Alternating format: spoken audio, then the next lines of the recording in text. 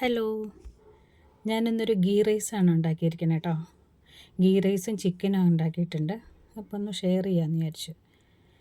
ഗീ റൈസാണ് ഇവിടെ എല്ലാവർക്കും ഇഷ്ടം, ഫ്രൈഡ് റൈസിനെക്കാട്ടിലും. കുട്ടികൾക്കൊക്കെ പച്ചക്കറിയൊന്നും ഇഷ്ടമല്ലല്ലോ. അപ്പോൾ ഒരു പാൻ അടുപ്പത്ത് വെച്ചിട്ട് കുറച്ച് ഓയിലും കുറച്ച് നെയ്യും കൂടി ഒഴിച്ചിട്ട് ഈ കാഷ്നട്ടും കിസ്മിസും കൂടെ വറുത്തെടുത്ത് കഴിഞ്ഞിട്ട് പിന്നെ കുറച്ച് സവാളയും കൂടി മൂപ്പിച്ചെടുത്തിട്ടുണ്ട് കേട്ടോ. കുറച്ച് സവാള നേരിയതായിട്ട് അരിഞ്ഞിട്ട് നന്നായിട്ട് മൂപ്പിച്ചെടുത്തിട്ടുണ്ട്. അത് കഴിഞ്ഞ് ആ പാനിലേക്ക് തന്നെ കുറച്ചുകൂടി നെയ്യ് ഒഴിച്ചിട്ട് പട്ട, ഗ്രാമ്പൂ, ഏലക്കായ ഒക്കെ ഇട്ട്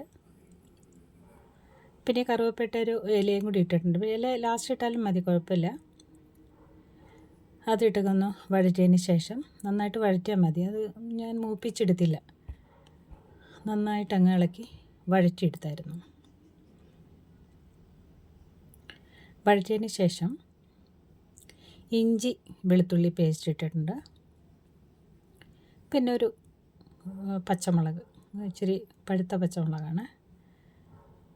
എന്നിട്ട് പിന്നെ വെള്ളം ഒഴിച്ചു. അതിനകത്ത് ഞാനൊരു 2.5 ഗ്ലാസ് അരിയാണ് കുതിർത്തി വെച്ചിരിക്കുന്നത്. അപ്പോൾ ഒരു 3 ഗ്ലാസ് വെള്ളം തിളപ്പിച്ച് മറ്റേ വെള്ളമാണ് ഒഴിച്ചേക്കുന്നത്.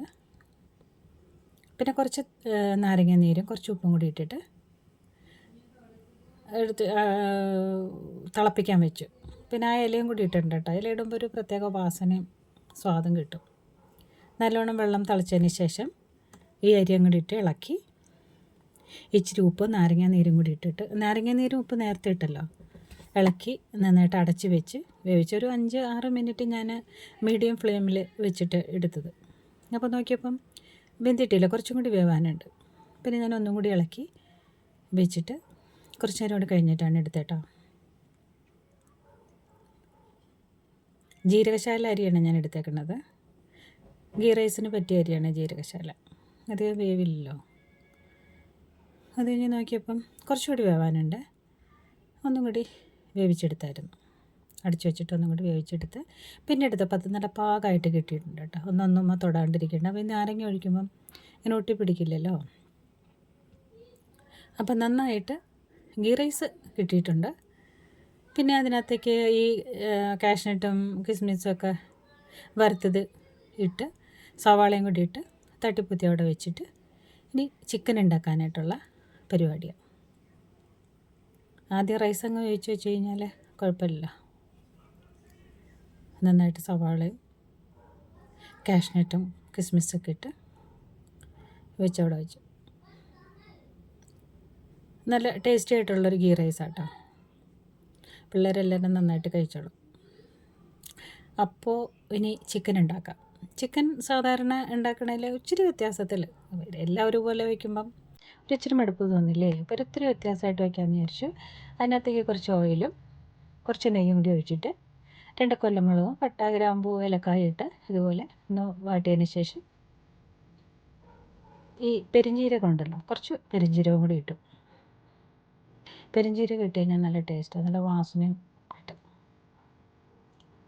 പിന്നെ കുറച്ച് ഒരു സവാള അരിഞ്ഞ് വെച്ചിട്ടുണ്ട്, അതൊന്ന് ഇട്ട് വഴറ്റിയെടുത്തുള്ളൂ, മൂപ്പിച്ചൊന്നുമല്ല. നല്ലോണം വഴറ്റിയതിന് ശേഷം ഇഞ്ചി പച്ചമുളക് പേസ്റ്റ് ഇട്ട് ഒന്നും കൂടി വാട്ടിയെടുത്തു. എന്നിട്ട് ഈ കഴുകി വൃത്തിയാക്കി വെച്ചിരിക്കുന്ന ചിക്കൻ ഉണ്ടല്ലോ, അങ്ങോട്ട് ഇട്ടിട്ട് നന്നായിട്ട് അങ്ങ് ഇളക്കിയെടുത്തു. ഞാൻ വലിയ പീസായിട്ടാണ് കേട്ടോ ഉണ്ടാക്കി, ചെറിയ പീസാക്കിയില്ല ഞാൻ.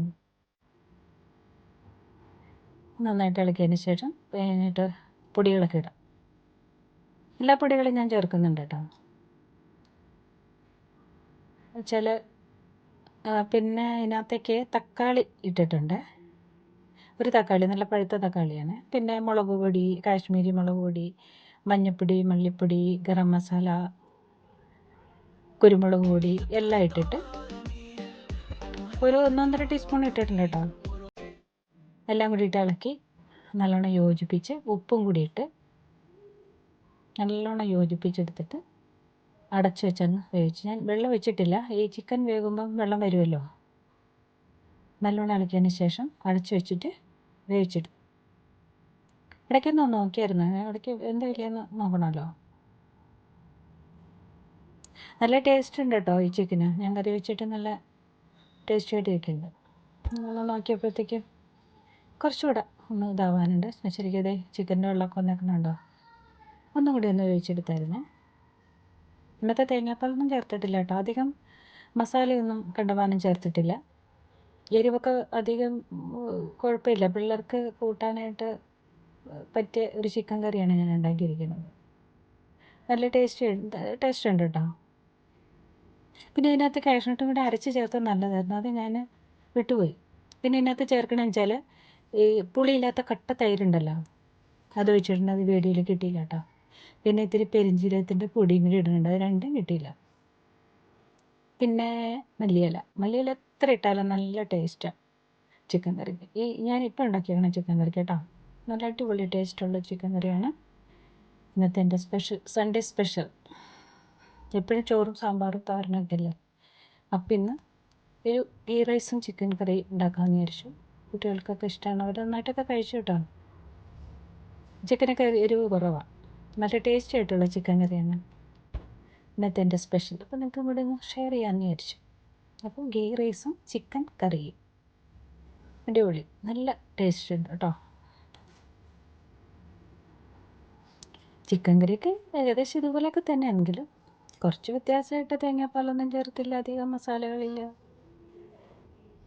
അങ്ങനെ ചിക്കൻ കറി റെഡിയായി. ഇനി ഒരു പാത്രത്തിലേക്ക് നമുക്ക് ഗീ റൈസും ചിക്കൻ കറിയൊക്കെ ഇട്ടൊന്ന് അടിപൊളിയാക്കി എടുക്കാം. ചില ഇതൊന്നും എനിക്ക് വീഡിയോയിൽ കിട്ടിയില്ലായിരുന്നു. അപ്പോൾ ചിക്കൻ കറി വെച്ചു. സാലഡ് തൈര് ഒഴിക്കുന്ന ഇഷ്ടമല്ല കേട്ടോ പിള്ളേർക്ക്. പിന്നെ കുറച്ച് പപ്പടം കൂടി വെച്ചു. 2 കഷ്ണം ചിക്കൻ വറുത്തതും കൂടി വെച്ചിട്ടുണ്ട് കേട്ടോ. പിന്നെ എൻ്റെ സ്പെഷ്യൽ ഇതാണ്. ഇഷ്ടപ്പെട്ടെങ്കിൽ ലൈക്ക് ചെയ്യണം, കമൻറ്റ് ചെയ്യണം. എന്തെങ്കിലും കമൻറ്റ് ഉണ്ടെങ്കിൽ പറയണം കേട്ടോ. Sunday special ghee rice and chicken curry. അപ്പോൾ ഞാൻ അടുത്തൊരു വീഡിയോ ആയിട്ട് വരാം. Okay, thank U.